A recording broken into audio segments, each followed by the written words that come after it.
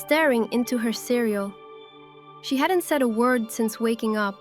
Her mom noticed but didn't push. Zoe sometimes got lost in thought, especially when a mystery was brewing. Outside, Milo waited at the gate with Luna wagging her tail. He didn't need to ask if Zoe was okay. He knew that whatever they saw last night, the man in the green hoodie, the photo, the bell's strange chime, was still spinning through her mind. It was spinning through his, too. As they walked to school, Milo pulled out the photograph again. "Look at this," he said quietly. "It's not just that they look like us. I'm sure this is us from before." Zoe nodded. "Yeah, but how? Who took the photo? Who made us forget?" Luna barked once and nudged Zoe's bag. The notebook buzzed again. Zoe pulled it out quickly and flipped it open. Another message had appeared in that same glowing ink. "Follow the light that never moves." What does that even mean? Milo asked, frowning. "Could be a street lamp, a lighthouse," Zoe offered. "Maybe the old train station," Milo said. "There's a lamppost there that's always on, even during blackouts." They made a plan to go after school. Classes dragged on, each minute feeling heavier than the last. At lunch, they whispered their theories while pretending to eat. Only Luna, curled up under the table, seemed calm. After school, they took the long route home, heading toward the edge of town where the abandoned train station stood. The air grew cooler as they approached, and the sky dimmed, though it was only late afternoon. The station had been closed for decades. Overgrown vines wrapped around rusted tracks, and the glass roof was cracked in 1,000 places. But sure enough, the lamppost near the ticket booth was glowing faintly, steady and pale. "That's the one," Milo said. Zoe stepped closer. On the metal base of the lamp, hidden beneath grime and ivy, was a symbol, the same one from the notebook that matched the school mosaic. "It's a marker," she whispered. "Like a trail." Milo felt around the base and found a small latch. With a creak, a hidden compartment opened, revealing a folded paper and a key. The paper had a single phrase: "When night meets echo, the door will open." "More riddles," Milo muttered. Zoe turned the key over in her hand. It was old brass and had the same symbol etched on its head. Then they heard it. Footsteps. Not just one set, several, coming from inside the train station. Zoe, Milo, and Luna backed up slowly. Shadows shifted beyond. They darted through the weeds and broken tracks, Luna bounding ahead, her ears alert. The train station's looming presence faded behind them as they ran toward the trees. The sky above them turned dusky, and their footsteps crunched on the gravel path leading into the woods. Only when they were deep enough in the trees to no longer see the station did they stop to catch their breath. "Did you see them?" Zoe gasped. Milo nodded. Not clearly, but they weren't kids. "They didn't feel like teachers either," she added, hugging Luna tightly.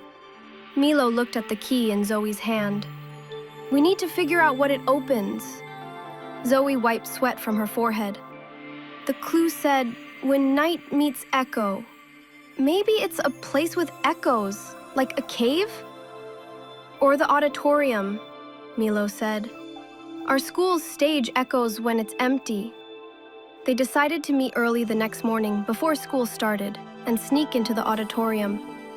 That night, Zoe stayed up late, searching for anything online about the bell tower, the notebook symbols, and even the train station. She found nothing useful, only vague stories about power outages and old urban legends. Before bed, she opened the notebook again. This time, no message appeared. Instead, a faint glow formed on the page, creating a map, different from the last. This one centered around the school. She traced the lines with her finger, and the symbols lit up briefly before fading. The last spot on the map glowed brighter than the rest, right over the school auditorium. In the morning, Zoe slipped out early and met Milo and Luna behind the school. They crept through the back door, their footsteps soft on the tiled floors. The hallway was quiet. No teachers, no students yet. Perfect.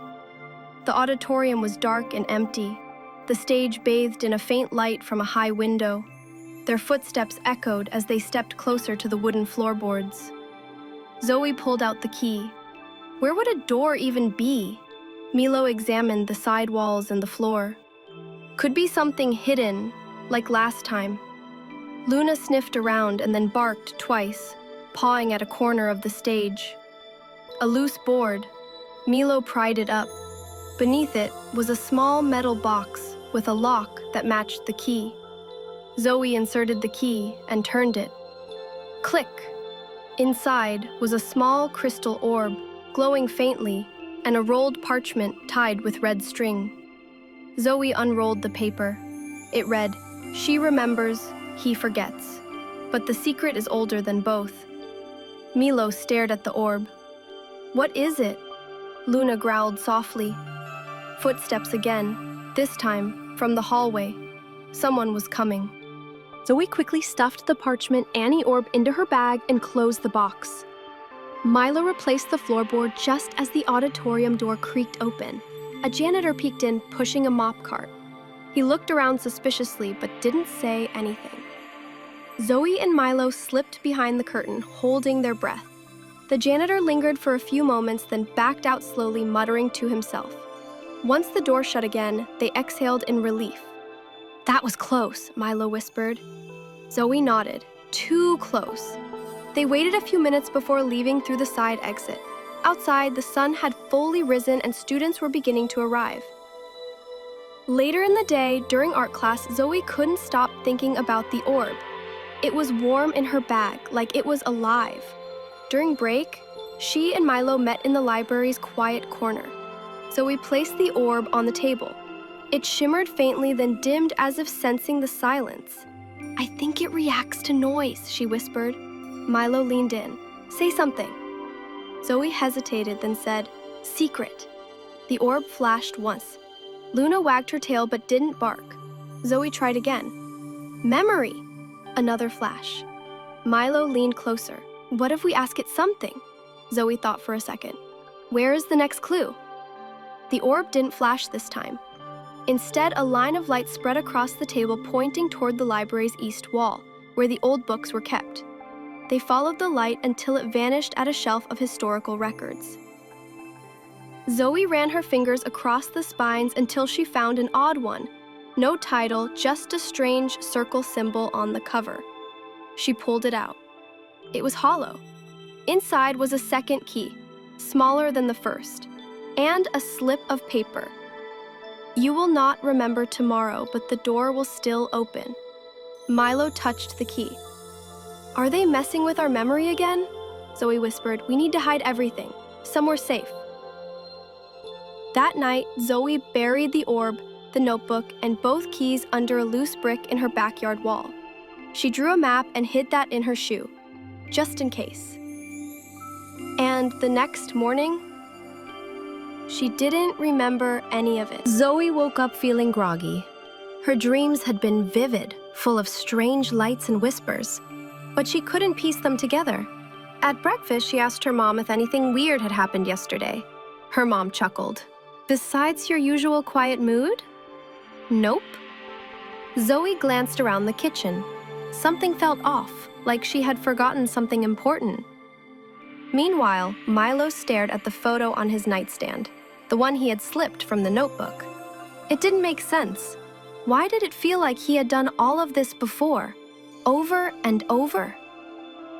At school, Zoe and Milo passed each other in the hallway, both feeling a strange connection, a sense of déjà vu, but neither said a word.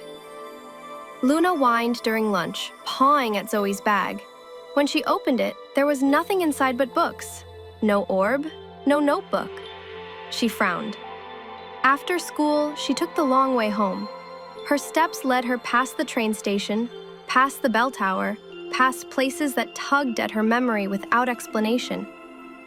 That night, Zoe went into the backyard for no reason at all. She stood by the wall, stared at the bricks, and tilted her head. Something whispered in her mind, a word.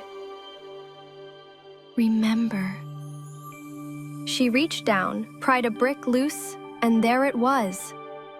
The notebook, the orb, the keys, and the map in her shoe. She gasped and ran to call Milo. "Milo," she said when he picked up. "We were right. We've done this before, and we're going to do it again. But this time, we won't forget." And in a dark place across town, the man in the green hoodie smiled as he watched them through a screen. He whispered to no one, "Let the next cycle begin."